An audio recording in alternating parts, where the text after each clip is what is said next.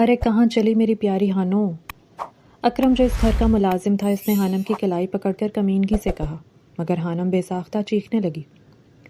وہ تہجد پڑھنے سے پہلے ہمیشہ پرندوں کو دانا پانی دینے چھت پر جاتی تھی۔ زندگی کی تلخیوں نے اس کے اندر اکیلے رہنے کی ہمت پیدا کی تھی۔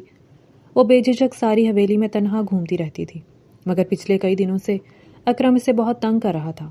ہانم کو اندازہ نہیں تھا کہ رات کے اس پہر وہ اس کی عبادتوں میں بھی مخل ہوگا۔ اکرم چھوڑو مجھے، میں بھی اسی گھر کی عزت ہوں جس کا تم نے نمک کھایا ہے۔ ہانم نے اپنا ہاتھ چھڑانے کی کوشش کی، مگر اکرم اسے گھسیٹ کر اپنے ساتھ لے جانے لگا۔ اکرم خدا کا خوف کرو، اس گھر کے ساتھ نمک حرامی کرتے ہوئے تمہیں شرم آنی چاہیے، ہانم چیختے ہوئے بولی، مگر اکرم اس کی کسی بھی بات کی پرواہ کیے بغیر ہنستے ہوئے سیڑھیاں اترا ہی تھا کہ سامنے ذوحان شبیر کو دیکھ کر بوکھلا گیا۔ ذوحان نے ان دونوں کو حیرت سے دیکھا۔ یہاں بہت کچھ وضاحت طلب ہے، ذرا بتاؤ مجھے یہ کیا ہو رہا ہے؟ ذوحان نے دونوں کا بغور جائزہ لیتے ہوئے پوچھا۔ ذوحان بھائی یہ مجھے، چھوٹے صاحب یہ چھت پر جا کر خودکشی کرنے والی تھی، وہ تو شکر مالکہ کہ میں نے اسے دیکھ لیا، اکرم نے ہانم کی بات کاٹ کر تیزی سے کہا۔ ہانم سر نفی میں ہلاتے ہوئے آگے آ کر اپنی صفائی دینے ہی والی تھی کہ اکرم نے ایک بار پھر سے بولنے کا موقع ہی نہ دیا۔ اور صاحب میرے اسے زبردستی گھسیٹ کر نیچے لے آنے پر یہ اتنا شور مچا رہی تھی۔ پہلے تو تم اس کا ہاتھ چھوڑو۔ ذوحان نے اکرم کے ہاتھ سے ہانم کی کلائی چھڑائی۔ معاف کر دو صاحب، وہ ہاتھ باندھ کر بولا۔ دفع ہو جاؤ، ذوحان نے اسے گھورتے ہوئے کہا تو وہ چلا گیا۔ دماغ خراب ہے تمہارا، کیا معاملہ ہے وہ؟ بتاؤ اور کیا چاہتی ہو، اپنی بات منواؤ، یہ خودکشی کی کیا تک ہے؟ ذوحان نے غصے سے کہا۔ نہیں ذوحان بھیا، ایسا نہیں ہے، میں تو چھت پر، بس رہنے دو، بڑی بی بی کو پتہ چلا تو کتنا غصہ ہوں گی پتہ ہے۔ اکرم نے آگے بڑھ کر پھر بات کاٹی۔ ذوحان اکرم کے لب و لہجے پر غور کر رہا تھا، مگر یہاں ہانم سے کوئی بھی عزت و احترام سے بات نہیں کرتا تھا، اس لیے ذوحان نے اپنے دل و دماغ میں آنے والے خدشات کو جھٹک دیا۔ چلو جاؤ اپنے کمرے میں، ذوحان نے سخت لہجے میں کہا، اور وہیں کھڑا اسے جاتے ہوئے دیکھتا رہا۔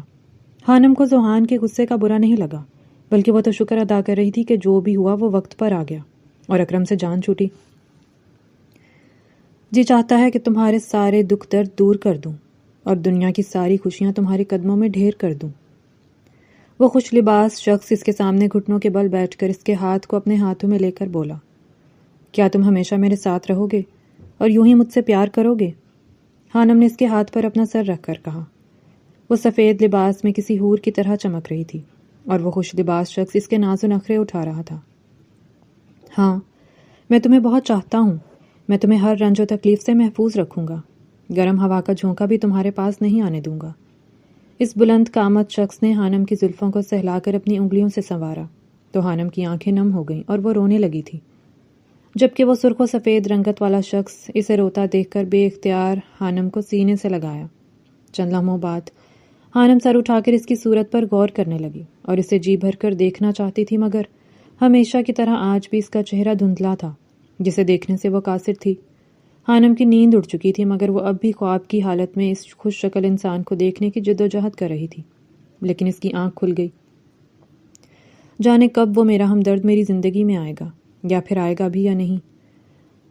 شاید یہ خواب میرے دکھوں کو کم کرنے کے لیے آتے ہیں، وہ غنودگی کی حالت میں بولی۔ کیا ہوتا اگر یہ خواب سچ ہو جائیں اور میری زندگی سنور جائے؟ ہانم نے حسرت سے سوچا۔ فجر کی اذان ہو رہی تھی۔ ہانم نے یکدم دوپٹہ اٹھا کر سر ڈھانپا اور اذان سن کر نماز کے لیے وضو کرنے چلی گئی۔ تم یہاں رات کے اس پہر ذوحان کے کمرے میں کیا کر رہی ہو؟ نمرا ہانم کو دیکھ کر غضبناک ہوئی۔ ہانم اس کی چیخ پر لرز گئی اور اس کے ہاتھ سے چائے کا کپ گر گیا۔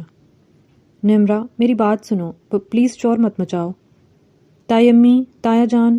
ہانم بڑی بہن نمرا کو دیکھ کر خوف زدہ ہو گئی اور اسے روکنے کی کوشش کر رہی تھی، مگر نمرا نے اس کی ایک نہ سنی۔ یہ کیا ہو رہا ہے یہاں؟ کیوں میرے کمرے میں تماشا کر رہی ہو؟ ذوحان جو ڈریسنگ روم میں نمرا کی چیخ و پکار سن کر یکدم باہر آیا، وہ نمرا پر گرایا تھا۔ تماشا تو اب شروع ہوگا بیٹا، دیکھنا میں تم دونوں کی یہ اصلیت سب کے سامنے لا کر رہوں گی، نمرا نے ذوحان کو دیکھ کر کہا۔ نہیں نمرا، ایسا کچھ نہیں، میں تو بس ذوحان بھائی کو چائے۔ بند کرو اپنی بکواس، میں سب جانتی ہوں کہ رات کی اس تاریکی میں دونوں کے درمیان، منہ بند کرو اپنا۔ ذوحان نے نمرا کی بات کاٹ کر اس پر ہاتھ اٹھایا، مگر وہیں روک کر انگلی دکھاتے ہوئے غصے سے کہا، اگر رشتہ ختم کرنا ہے تو ڈھنگ سے کرو، یوں سارے خاندان کی عزت کو پامال کرنے کی کیا ضرورت ہے؟ عزت؟ کس عزت کی بات کر رہے ہو؟ نمرا چلا رہی تھی اور سب گھر والے اس کی چیخو پکار سن کر ذوحان کے کمرے میں آ پہنچے۔ یہ کیا ہو رہا ہے؟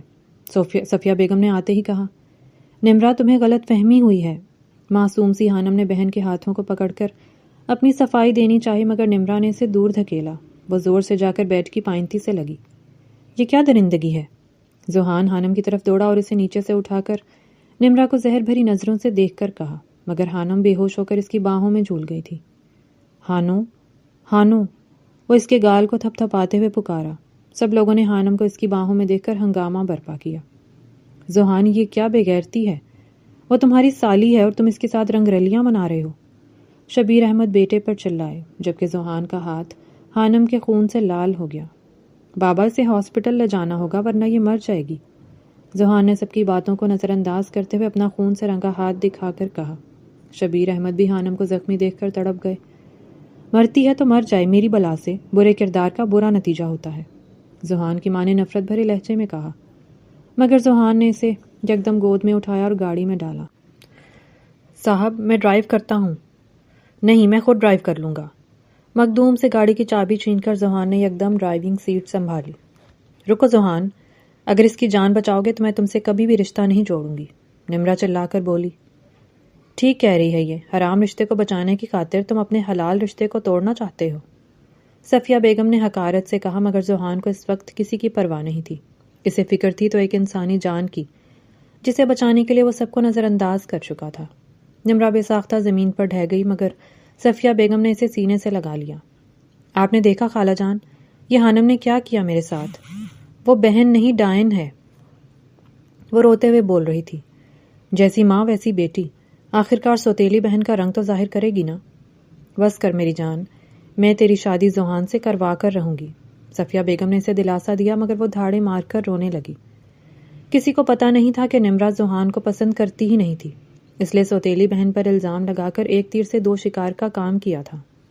بالکل اپنی ماں جیسی ہے، گھنی مسنی، دیکھو تو کیسے میرے بیٹے کو اپنے چنگل میں پھنسا رکھا ہے۔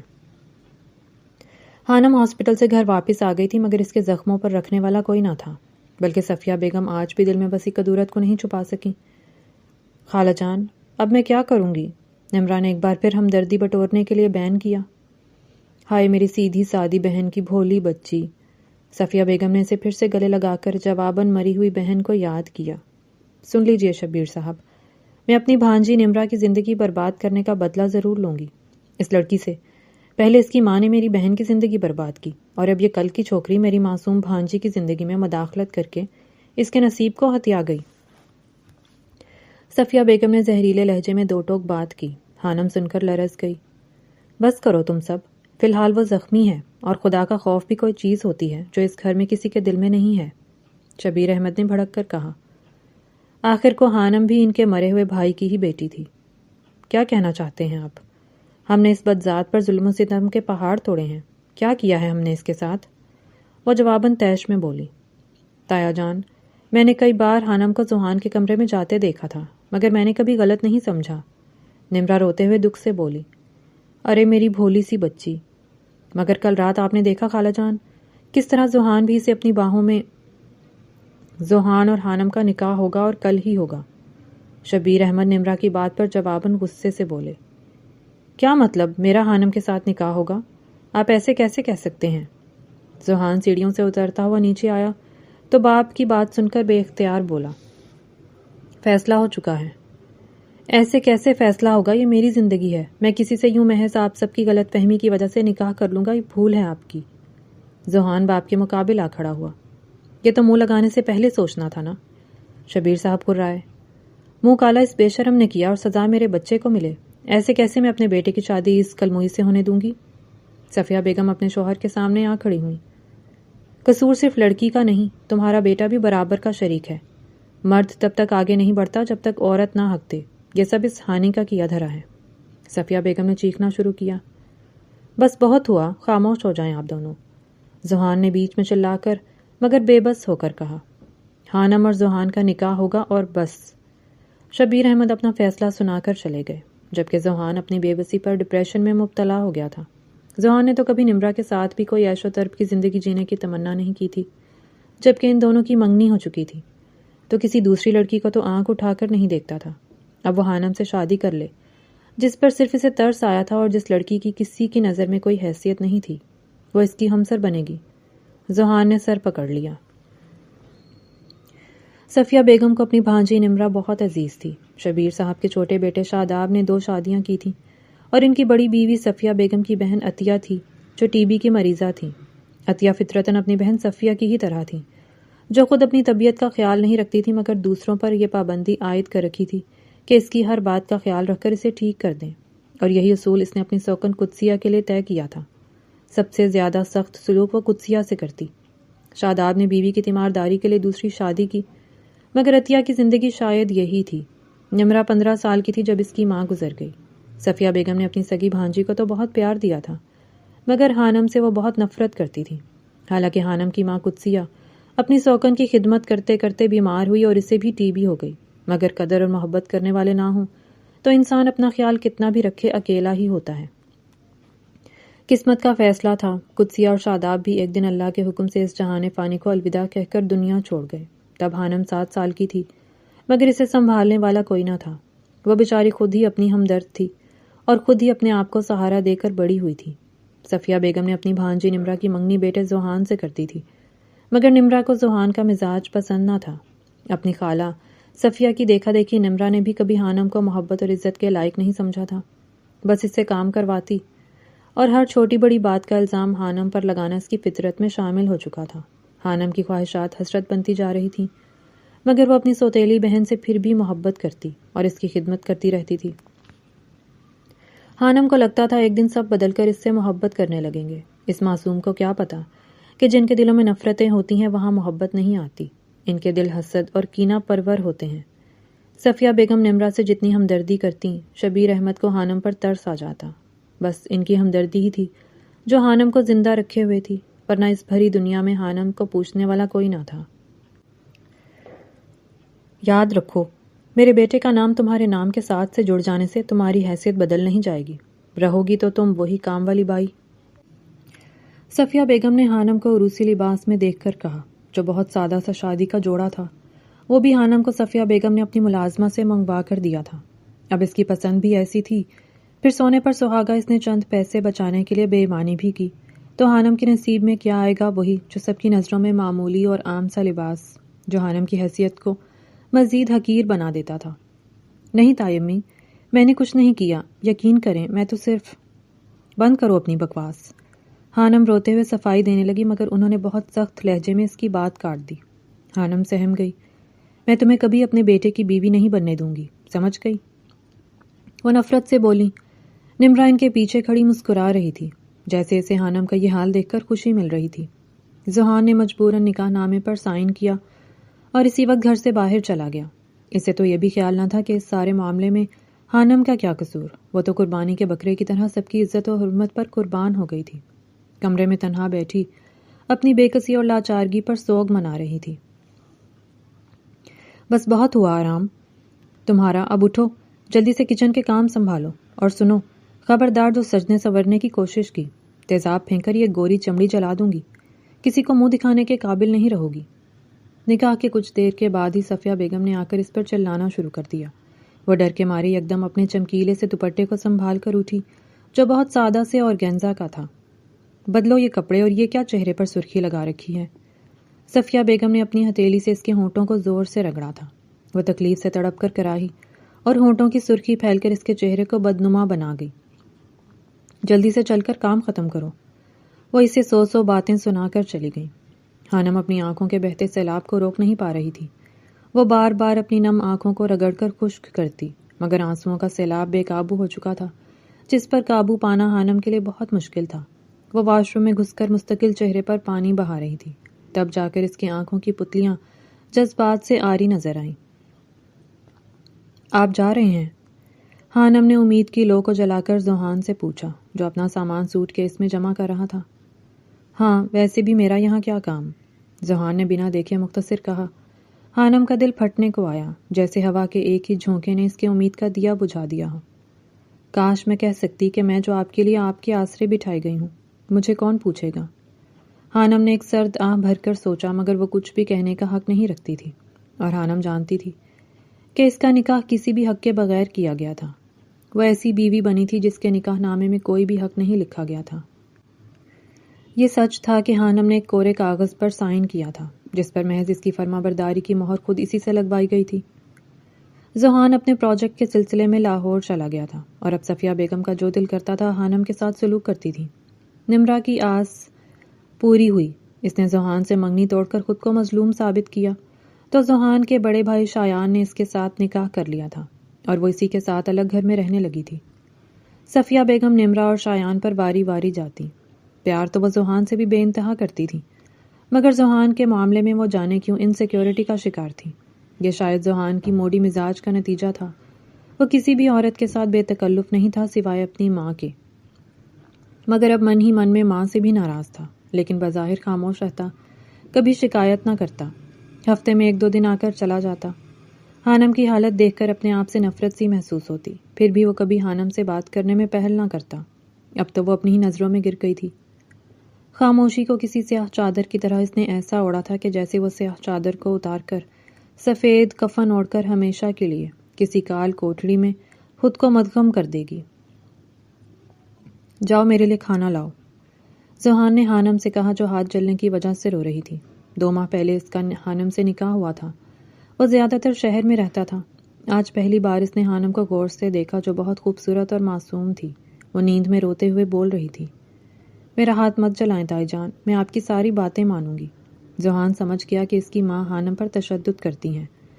وہ حانم کو شہر لے جانے والا تھا، لیکن اس سے 1 دن پہلے حانم نے زہر کھا لیا۔ ڈاکٹر نے کہا، آپ نے لانے میں بہت دیر کر دی، یہ اب نہیں جی پائے گی۔ ڈاکٹر پلیز میری بیوی کو بچا لیں، کچھ بھی ہو میں اسے اس طرح مرنے نہیں دے سکتا۔ ذوحان نے ڈاکٹر کے گریبان کو پکڑ کر بے بسی سے چلا کر کہا۔ ڈاکٹر اس کے لہجے میں چھپی منت سمجھ سکتا تھا۔ ہم صرف کوشش کر سکتے ہیں، آپ دعا کریں، ہو سکتا ہے آپ کی محبت دعا میں شدت لائے اور نتیجتاً آپ کی بیوی بچ جائے۔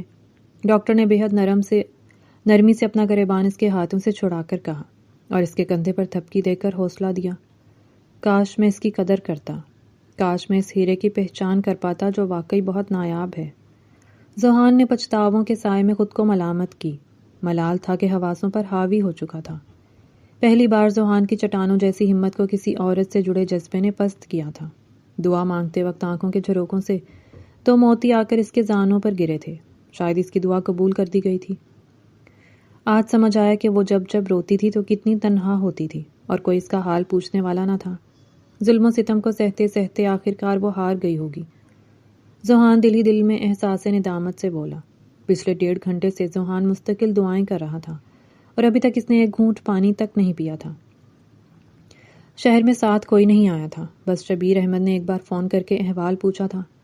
اب تک وہ اس صورتحال کو اکیلا ہی ہینڈل کر رہا تھا۔ آج اسے احساس ہوا کہ پریشانی میں جب انسان بالکل تنہا ہوتا ہے تو کیا حال ہوتا ہے اور دل پر کیا گزرتی ہے۔ ڈاکٹر آپریشن روم سے باہر آیا تو وہ یکدم رک کر ساکت ہو گیا۔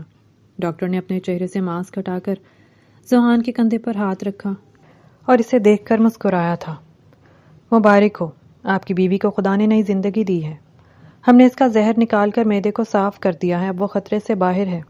یقیناً محبت سے مانگی جانے والی دعا کی شدت قسمت کو پلٹ سکتی ہے۔ Thank you doctor. ڈاکٹر کی اطلاع پر ذوحان نے بے ساختہ اسے گلے لگایا اور ایک نگاہ اوپر کی سمت دیکھ کر شکر ادا کیا تھا۔ رکو میں ہیلپ کرتا ہوں۔ ذوحان نے حانم کو جیسے ہی اٹھتے دیکھا وہ بے ساختہ اٹھ کر اس کی طرف آیا۔ پچھلے 2 دنوں سے حانم کو ہوش آنے کے بعد ذوحان اسی طرح ہر چھوٹی چھوٹی بات پر حانم کی طرف توجہ دے رہا تھا، جبکہ حانم کو ابھی تک اس کے رویے کی وجہ سے یہ سب خواب سا لگ رہا تھا۔ وہ ابھی تک ایک لفظ نہیں بولی تھی، صرف خاموش تھی اور ذوحان کے رویے پر حیران رہ گئی تھی۔ ذوحان نے اسے اپنے بازو کے سہارے سے بیٹھنے میں مدد کی۔ وہ سہم گئی تھی اور اس کی دل دھڑکنیں تیز ہو گئی تھیں۔ چلو اب کھانا کھا لو، ٹھنڈا ہو جائے گا تو تمہیں یہ سب بد ذائقہ لگے گا۔ ذوحان نے کھچڑی کا چمچ بھر کر اس کی طرف بڑھایا تھا۔ حانم اتنی محبت دیکھ کر روحان سی ہو گئی، مگر وہ پلکوں کو روک کر آنکھوں کی نمی کو باہر آنے سے روکے ہوئے تھی۔ کیا ہوا؟ کھانا کھاؤ گی تو ٹھیک ہو کر گھر جاؤ گی نا؟ ذوحان نے مستقل چمچ کو پکڑے رکھا تھا تاکہ وہ اسے کھلا سکے۔ چلو شاباش، منہ کھولو۔ اب وہ اس کی خاموشی کو نظر انداز کر کے چمچ کو اس کے ہونٹوں کی طرف بڑھا کر بولا تو اس نے بمشکل منہ کھول کر ذرا سی کھچڑی منہ میں لی، مگر اسے چباتے ہوئے حانم کی آنکھوں سے ایک موتی ذوحان کی ہتھیلی پر گرا تو وہ یکدم فکر مند ہوا۔ تم رو رہی ہو، مگر کیوں؟ ذوحان نے چمچ واپس باؤل میں رکھ کر اس کے رخسار پر پھسلتی آنسوؤں کی لڑی کو اپنی انگلیوں کے پوروں میں جذب کیا۔ کیا ہوا؟ کھانا برا بنا ہے؟ ذوحان کے سوال پر حانم نے نفی میں سر ہلایا۔ تو میرے ہاتھ سے نہیں کھانا؟ اس نے پھر انکار میں سر ہلا کر جواب دیا۔ تو کیا ہوا؟ درد ہو رہا ہے؟ مگر حانم نے اس بار بھی نفی میں سر ہلا کر جواب نہ ہی کہا تھا۔ تو مجھے بتاؤ کیا ہوا ہے حانو؟ بس ویسے ہی مجھے رونا آ رہا ہے، وہ رندھی ہوئی آواز میں بولی تو ذوحان سمجھ گیا کہ اس کی روح اس قدر زخمی تھی کہ جسم کے زخم بھر بھی جائیں تب بھی وہ روح کے زخموں کی تاب نہیں لا سکے گی۔ ذوحان نے بے حد نرمی سے اس کا سر اپنے کندھے پر رکھ کر آہستہ سے تھپکی دی، مگر حانم کی سسکیاں مزید بڑھ گئیں۔ مگر اس بار ذوحان نے اسے رونے دیا تاکہ وہ ایک ہی بار رو کر دل کا بوجھ ہلکا کر سکے اور پھر کبھی بھی نہ روئے۔ ہم کہاں جا رہے ہیں؟ حانم نے چلتی ہوئی گاڑی میں کچھ ہمت کر کے سوال پوچھا۔ گھر جا رہے ہیں۔ حانم کچھ دیر تک خاموش ہو گئی۔ کیا ہوا؟ گھر نہیں جانا؟ ہاسپٹل میں ہی رہنا تھا؟ وہ مصنوعی سنجیدگی سے بولا۔ مجھے گھر نہیں جانا، مجھے کہیں اور چھوڑ دیں پلیز۔ حانم نے بمشکل اپنے لہجے کو نارمل رکھنے کی کوشش کی۔ کہیں مطلب کہاں؟ وہ حیران ہوا۔ میری امی کی ایک سہیلی تھیں، ان کے گھر چھوڑ آئیں، میں آپ کو پھر کبھی کچھ نہیں کہوں گی، حانم نے منت بھرے لہجے میں کہا۔ کیسی باتیں کر رہی ہو تم؟ اپنے گھر کے ہوتے ہوئے کسی غیر کے گھر کیوں جاؤ گی؟ اور تم مجھے کیوں کچھ نہیں کہو گی؟ کیا میں تمہارا غیر ہوں؟ مجھ سے کیوں ڈرتی ہو؟ ذوحان نے اسٹیئرنگ پر ہاتھ جمائے سامنے دیکھتے ہوئے کہا تھا۔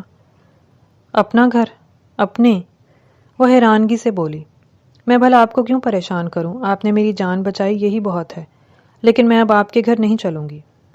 حانم نہیں جانتی تھی کہ ذوحان نے یہیں شہر میں گھر لے لیا تھا جہاں وہ اسے لے کر جا رہا تھا۔ ذوحان اس کے جواب سے شرمسار ہوا اور کچھ دیر کے لیے چپ سادھ لی، مگر آدھے پونے گھنٹے کی ڈرائیو کے بعد اس نے ایک بینگلو نما گھر کے آگے گاڑی روکی جو بہت خوبصورت طرز پر بنا ہوا تھا۔ چلو باہر آؤ، ہم گھر پہنچ گئے ہیں۔ ذوحان نے گاڑی کا دروازہ کھول کر اسے کہا تو وہ گھر کو دیکھ کر حیران ہوئی، مگر اس کے دل میں گمان اٹھا کہ شاید یہاں بھی صفیہ بیگم آ گئی ہوں گی، جس کے خیال نے ہی اس کی ساری خوشی کو ملیا میٹ کر دیا تھا۔ حانم باہر آؤ۔ ذوحان نے اسے کسی خیال میں گم دیکھ کر پھر سے پکارا تو وہ آہستہ آہستہ باہر آئی۔ ذوحان نے اسے سہارے کے لیے ہاتھ دیا تو وہ اس کے ہاتھ کو دیکھے گئی۔ بھلا وہ کیا جانے ان باتوں کو، ساری زندگی اس نے خود کے کمزور سہارے کے علاوہ کوئی سہارا نہیں پایا تھا۔ کیا میرا ہاتھ پکڑ کر چلنا چاہو گی؟ ذوحان نے اس کی بے خبری کو نظر انداز کرتے ہوئے سوال کیا۔ حانم نے بہت ڈرتے ہوئے اس کا ہاتھ تھاما، مگر اب بھی اسے وہم و گمان نے گھیرا ہوا تھا جس کی وجہ سے وہ کسی بھی بات سے مطمئن نہیں ہو رہی تھی۔ بڑی ڈھیٹ مٹی کی بنی ہے جو اب تک زندہ ہے۔ بس کرو ماں، مجھے تو لگا تھا آپ میری بیوی کی طبیعت پوچھنے آئی ہوں گی، مگر آپ تو اس کے بچ جانے پر افسوس کرنے آئی ہیں۔ صفیہ بیگم کو جیسے ہی پتہ چلا کہ حانم زندہ ہے، اس نے بیٹے کو حکم دیا کہ حانم کو گھر چھوڑ جائے تاکہ گھر کے کام کی ذمہ داری لے، مگر ذوحان ان کی بات کو کسی خاطر میں نہیں لایا اور وہ مجبور ہو کر خود شہر پہنچی، لیکن یہاں آ کر وہ پھر سے حانم کو ذلیل کر رہی تھی۔ ذوحان سے برداشت نہ ہوا اور فوراً ان کے مقابل آیا۔ ہاں تو اور کیا، میں اس کے ہونے سے خوش تھوڑی ہوں، میرے چاند سے بچے کی زندگی خراب کر دی، وہ افسوس سے بولی۔ زندگی تو اس کی خراب کی ہے آپ لوگوں نے، اور اس بات کا احساس مجھے بہت دیر سے ہوا ہے، ذوحان نے جواباً تلخی سے کہا۔ ارے میرا بچہ، کیسی باتیں کر رہے ہو، یہ تو تھی ہی اسی کے لائق۔ بس کرے ماں، اور کتنا ظلم کریں گی، اور آپ کو کوئی حق نہیں کہ حانم کو یوں بات بات پر بے عزت کریں۔ ذوحان، یہ کس لہجے میں بات کر رہے ہو اپنی ماں سے؟ وہ دکھ بھرے لہجے میں بولی۔ جو کوئی میری بیوی کے ساتھ تلخ رویے سے پیش آئے گا میں اسی انداز میں بات کروں گا۔ ذوحان نے لہجے میں غصہ تھا مگر اس کی آواز دھیمی تھی۔ تو اپنی ماں کا بھی لحاظ نہیں کرے گا؟ وہ دکھ بھرے لہجے میں کہنے لگی۔ یہ لحاظ ہی ہے، مگر آپ کی جگہ کوئی اور ہوتا تو میں حانم پر کیے ہوئے ستم گنواتا۔ مجھے تجھ سے یہ امید نہیں تھی کہ تو میری محبتوں کے بدلے مجھے ستم گر ٹھہرائے گا۔ خیر، اب بچ ہی گئی ہو تو چل کر گھر سنبھالو بھائی، میں تو تمہارے سوا اندھی ہوں، وہ سمجھو یہ ہانی میرے لیے ایک لاٹھی ہے۔ صفیہ بیگم نے بیٹے کا سخت رویہ دیکھ کر یکدم لہجہ بدلا، مگر ذوحان کسی صورت نہیں مانا، جبکہ حانم کو ڈر تھا کہ وہ اپنی ماں کی باتوں میں آ کر اسے گاؤں واپس بھیج دے گا۔ آئندہ میری بیوی کو برا بھلا کہنے سے پہلے سوچئے گا کہ بے وجہ اسے کچھ بھی کہنے کا حق کسی کو نہیں۔ ذوحان کی بات پر صفیہ بیگم آگ بگولا ہو گئی، مگر فی الحال انہوں نے چپ رہنے میں ہی عافیت سمجھی۔ سنو، میں آفس جا رہا ہوں۔ ذوحان نے اسے آواز دی، مگر حانم بے حد خاموشی سے کھڑکی میں کھڑی باہر کا نظارہ دیکھ رہی تھی۔ سمندر کی آتی جاتی لہریں اس کے دل میں اودھم مچائے ہوئے تھیں۔ پیار، محبت، قدر، عزت و احترام، ان تمام جذبوں سے وہ ناواقف ہو چکی تھی۔ اب ذوحان کی منتوں کا بھی اس پر اثر نہیں ہو رہا تھا۔ کیا دیکھ رہی ہو جو اس قدر مصروف ہو کہ میری آواز بھی نہیں آ رہی؟ ذوحان گھڑی کو اپنی کلائی پر باندھتے ہوئے اس کے پیچھے آیا اور اس کے کندھوں پر ہاتھ رکھ کر اس کی طرف آگے جھک کر باہر جھانکا تو حانم گھبرا کر پیچھے مڑی، مگر بے ساختہ اس کے سینے سے لگ گئی۔ سمندر پسند ہے تمہیں؟ ذوحان نے سمندر کی جانب دیکھ کر کہا تھا۔ حانم منتظر کھڑی سے دیکھ رہی تھی کہ کب وہ پیچھے ہٹے گا اور کب وہ اس کے حصار سے نکل پائے گی۔ کیا ہوا؟ میں پسند ہوں؟ وہ اس کی نظروں کو خود پر مرکوز پا کر بولا تو حانم نے نظریں چرا لیں۔ میں پسند نہیں ہوں، وہ اس کی جھکی ہوئی نظروں کو دیکھ کر یکدم بولا، مگر حانم اسے راستے سے ہٹا کر باہر نکل رہی تھی جب ذوحان نے اس کا ہاتھ پکڑ کر روک لیا۔ ابھی تک ناراض ہو؟ نہیں تو، وہ وہیں کھڑی بنا مڑے بولی۔ تو مجھ سے بات کیوں نہیں کرتی؟ ذوحان نے اسے اپنی طرف کھینچ کر قریب کیا۔ کیا بولوں؟ دیکھو، میں جانتا ہوں جو کچھ ہوا اس میں تمہارا قصور نہیں تھا، مگر میں کہہ تو چکا ہوں کہ میں شرمندہ ہوں۔ آپ کو شرمندہ ہونے کی ضرورت نہیں، آپ نے کچھ نہیں کیا۔ حانم نے اس کی بات کاٹ کر دھیمے لہجے میں کہا، مجھے تمہارا ساتھ دینا چاہیے تھا، تم میری بیوی ہو، تمہیں چھوڑ کر نہیں آنا چاہیے تھا، مگر میں بہت خود غرض ہوں، اس لیے۔ آپ کیوں کر خود کو ملامت کر رہے ہیں؟ یہ سب ہونا تھا، ہو گیا، مجھے آپ سے کوئی شکایت نہیں ہے۔ حانم نے ایک بار پھر اس کی بات کاٹ کر کہا۔ وہ بات کرتے ہوئے روحان سی ہو گئی تھی، حالانکہ وہ بہت مضبوط تھی، مگر زندگی کے دکھ سہتے سہتے وہ تھک چکی تھی، اس لیے وہ بات بے بات رو پڑتی تھی۔ شاید اسے یقین ہو چلا تھا کہ اب اس کے آنسو پہنچنے والا بھی کوئی اس کے ساتھ تھا۔ ذوحان اس کی نم آنکھوں کو دیکھ کر چپ ہو گیا اور اس کے آنسوؤں کو صاف کر کے حانم کی پیشانی کو چوما۔ اچھا ٹھیک ہے، میں سمجھ گیا، تم بہت اعلیٰ ظرف ہو، اس لیے مجھے معاف کر چکی ہو۔ ذوحان نے اس کے چہرے کو اپنے ہاتھوں کے پیالے میں لے کر کہا تھا۔ وہ اس سے نظریں نہیں ملا پائی۔ اپنا خیال رکھنا اور کوئی بھی بات ہو مجھے کال کرنا۔ ذوحان نے بے حد نرمی سے اسے تاکید کی اور باہر نکل گیا۔ حانم اسے پیچھے سے تکتی رہی مگر آگے نہیں آئی۔ یہ وہی شخص ہے جو میرے خوابوں میں آ کر مجھے دلاسا دیتا تھا، حانم نے زیر لب کہا تھا۔ خیریت؟ آج بنا بتائے یہاں کیسے؟ ذوحان نے اپنے دوست ذوالقرنین کو دروازے پر دیکھ کر کہا۔ تمہیں سرپرائز دینے کا دل تھا، خدیجہ نے آگے آ کر کہا۔ تو بتا کر آنا تھا نا، کتنے بے مروت ہو، یہیں سے اعتراض؟ خدیجہ نے حیرت سے مسکرا کر کہا۔ اب کیا اندر آنے کی بجائے واپس بھیج دو گے؟ ذوالقرنین نے مصنوعی ناراضگی سے کہا تو ذوحان نے راستہ دے کر انہیں گھر کے اندر آنے دیا۔ ذوحان اگر بے مروتی نہ دکھائے تو آخر ذوحان کیسے لگے؟ خدیجہ نے ہنستے ہوئے اندر آ کر کہا۔ ویسے بھی ہم بھابھی سے ملنے آئے ہیں، تجھ سے نہیں۔ ذوالقرنین نے پھولوں کا گلدستہ دکھا کر کہا۔ ہاں، میں اسے بلاتا ہوں، تم لوگ بیٹھو۔ ویسے آج سنڈے ہے تو میرا آرام کرنے کا ارادہ تھا، اس لیے مجھے امید نہ تھی کہ گھر پر بن بلائے مہمان آ جائیں گے، ذوحان نے مسکرا کر کہا اور اندر چلا گیا۔ آرام کرنا تھا یا بیوی کے ساتھ رومانس کرنا تھا؟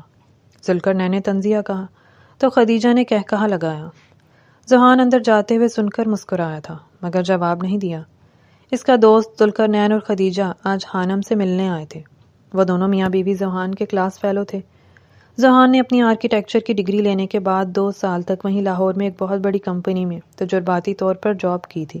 وہ اپنے گھر کا واحد لڑکا تھا جو اپنی خاندانی زمینوں اور کھیتی باڑی میں دلچسپی نہیں لیتا تھا۔ ذوحان کا مزاج اپنے سارے خاندان والوں سے مختلف تھا۔ اس سے زیادہ رقص و موسیقی کی تقریبات کبھی پسند نہیں تھیں۔ وہ نشست موسیقی جیسی محفلوں میں جانا پسند نہیں کرتا تھا جہاں ادب و احترام سے بیٹھ کر سنگیت سنا جائے۔ وہ بظاہر تو بہت بے مروت شخصیت کا مالک تھا مگر دراصل دل سے بہت مہذب مزاج رکھتا تھا، مگر یہ بات بہت کم لوگ جانتے تھے اور اس کی تہذیب کو بعض لوگ گھمنڈ مانتے تھے تو بعض بد مزاج کہتے تھے۔ یہی وجہ تھی کہ نمرہ اس کے اکھڑے ہوئے رویے سے بور ہو کر اس کے بڑے بھائی شایان سے دل لگا بیٹھی تھی۔ میرے دوست آئے ہیں، تم چل کر ان سے مل لو، ویسے بھی وہ خاص طور پر تم سے ہی ملنے آئے ہیں، ذوحان نے حانم کو آ کر کہا جو بیٹھی ظہر کی نماز پڑھ رہی تھی۔ مجھے نہیں پتا کہ مجھے کیا اور کیسے کرنا چاہیے، دراصل میں پہلے کبھی۔ تم ایسے ہی ٹھیک ہو، کچھ کرنے کی ضرورت نہیں، ویسے بھی تم ہر حال میں خوبصورت لگتی ہو، ذوحان نے اس کی بات کاٹ کر کہا۔ حانم نے اپنے پیروں میں چپلیں اڑستے ہوئے نماز کی چادر کھونٹی پر ٹانگ دی اور دوپٹہ پہن کر اس کے ساتھ باہر آئی۔ ذوحان اس کی کھلی کھلی رنگت کو دیکھ کر بے اختیار ہوا اور قریب آ کر اس کے جوڑے میں بندھے بالوں کو کھول دیا۔ حانم کی دھڑکنیں بے ترتیب ہوئیں مگر اس نے شرم و حیا کے باعث نظریں جھکا لیں۔ حانم کی ریشمی زلفیں یکدم بکھر کر اس کے شانوں پر پھیل گئیں۔ یہ ٹھیک نہیں ہے، حانم نے آئینے میں کھلے بالوں کو دیکھ کر کہا اور ایک کلپ اٹھا کر آدھے بالوں میں ڈالا۔ اب وہ اپنے ادھ کھلے بالوں سے خود کو مطمئن محسوس کر رہی تھی۔ اچھا چلو، جیسے تم بہتر محسوس کرو، اب آ جاؤ، ذوحان نے اسے مسکرا کر کہا۔ ذوالقرنین اور خدیجہ حانم سے مل کر بہت خوش ہوئے اور حانم کی بہت تعریف کی۔ ویسے تم بہت خوش قسمت انسان ہو جسے اتنی سگھڑ بیوی مل گئی اور ساتھ ہی بہت خیال رکھنے والی بھی ہے اور بہت خوبصورت بھی، خدیجہ نے چائے کا کپ دیکھ کر کہا جو حانم نے بنائی تھی، تو ذوالقرنین نے بھی ترکی بترکی حانم کی خوبصورتی کی تعریف کی۔ خوبصورت تو حانو بہت ہے، مگر یہ سگھڑ اور خیال رکھنے والی ہے، تمہیں کیسے پتا؟ چائے بہت اچھی بنائی ہے، گھر بہت اچھا فرنشڈ کیا ہے۔ چائے حانو نے بنائی ہے مگر گھر کا انٹیریئر میں نے بنوایا تھا، حانم کے بجائے ذوحان نے کہا، تو سبھی ہنسنے لگے مگر ذوحان مصنوعی غصے کے ساتھ برتن سمیٹنے لگا اور کچن کی طرف چلا گیا۔ ذوحان نے پہلی دفعہ کسی کے ساتھ تعلقات بنانے میں پہل کی تھی مگر حانم کی خاموشی دیکھ کر وہ تشویش میں پڑ گیا تھا، اس لیے ذوحان حانم کے ساتھ ہنستا مسکراتا تھا مگر اب کسی بھی معاملے میں اصرار کم کرتا تھا۔ حانم کو یقین ہو چلا تھا کہ یہ محض اس کی ہمدردی ہے، ورنہ حانم اور اس کا کوئی جوڑ نہیں۔ شبیر احمد کی طبیعت حد سے زیادہ خراب تھی، جس کی وجہ سے ذوحان حانم کو لے کر گاؤں پہنچا۔ شبیر احمد اپنے بیٹے کو بھتیجی کے ساتھ خوش دیکھ کر مطمئن ہوئے مگر نمرا سوتیلی بہن کو ذوحان کے ساتھ دیکھ کر جل بھن گئی۔ دیکھا آپ نے، ذوحان کتنا بدل گیا ہے، میرے ساتھ تو بات بھی نہیں کرتا تھا، اس ہانی کے ساتھ کیسے ہنس ہنس کے بات کر رہا تھا۔ نمرا نے ذوحان اور حانم کو دیکھ کر صفیہ بیگم سے کہا تھا۔ ذوحان گیٹ پر کھڑا حانم کو تسلی دے رہا تھا جو اس کے باہر جانے پر اداس ہو رہی تھی۔ ذوحان اس کے ہاتھ میں موبائل دے کر باہر چلا گیا۔ حانم اسے جاتا دیکھ کر من ہی من میں گھبرائی تھی، حالانکہ وہ کچھ دیر کے لیے مہمان خانے میں جا رہا تھا جو گھر سے کچھ فاصلے پر تھا۔ وہاں شبیر احمد کی عیادت کے لیے بہت سے مہمان آئے تھے جن کو ملنے ملانے والا اس وقت صرف ذوحان ہی تھا۔ شایان اپنی زمینی سلسلے میں کسی سے ملنے دوسرے گاؤں گیا تھا۔ تو دیکھ میں کیا کرتی ہوں، آج یا تو یہ ہوگی یا پھر میں، صفیہ بیگم نے نمرا کو تسلی دی۔ حانم مستقل کمرے میں چکر لگاتے ہوئے اس کا انتظار کر رہی تھی جب ایک ملازمہ نے اسے آدھی رات میں پیغام دیا، حانم باجی آپ کو بڑے صاحب یاد کر رہے ہیں۔ اس وقت تک وہ کیوں جاگ رہے ہیں، سب خیریت ہے؟ وہ حیران ہوئی۔ جی وہ آپ سے کچھ کہنا چاہتے ہیں اور اس وقت بڑی بیوی سو رہی ہیں تو اس لیے وہ مطمئن ہو کر بات کرنا چاہتے ہیں۔ ملازمہ نے وضاحت دی تو حانم اپنا موبائل وہیں رکھ کر شبیر احمد کے کمرے کی طرف چل دی۔ ملازمہ حویلی کے بیرونی حصے میں چلی گئی جہاں ملازمین کے لیے کوارٹر بنے ہوئے تھے مگر اچانک کسی نے اس کے منہ پر ہاتھ رکھ کر اسے پیچھے سے گھسیٹا تھا۔ وہ خود کو سنبھال نہ سکی اور اکرم کے ہاتھوں کو چھڑانے لگی۔